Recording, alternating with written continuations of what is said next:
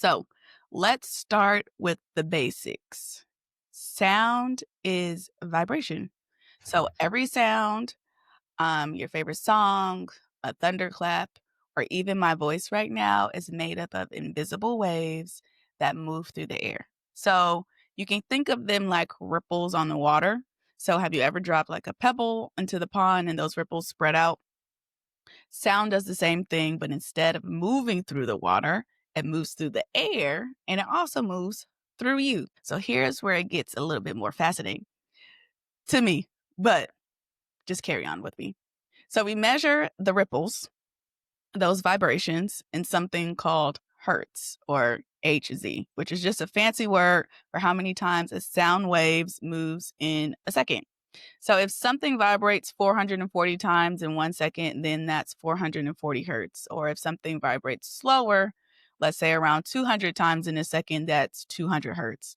So the faster the vibration, the higher the sound. The slower the vibration, the deeper and more grounding it feels.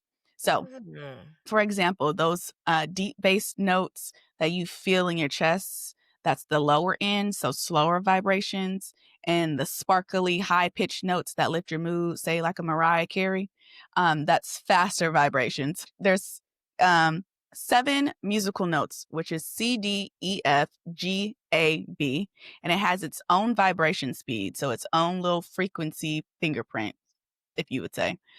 So if you have the ability to see sound, each frequency would show up like its own color. And fun fact, people are actually able to see sound, see colors when they hear sounds. And what's even more fascinating is that those vibrations don't just stop at your ears, they move through your body. So they move through your bones, they move through your skin, even the water inside you. And you are made up of more than 50% water, and so that all responds to sound. So that's when you're at a concert or you're in a sound bath, you don't just hear the music, you feel it. You may feel it in your chest, you may feel it in your legs, you can sometimes even feel it in your heartbeat. So your whole body literally becomes an instrument. So when people say music moves us, that's not just poetry, it's literally physics and biology all working together.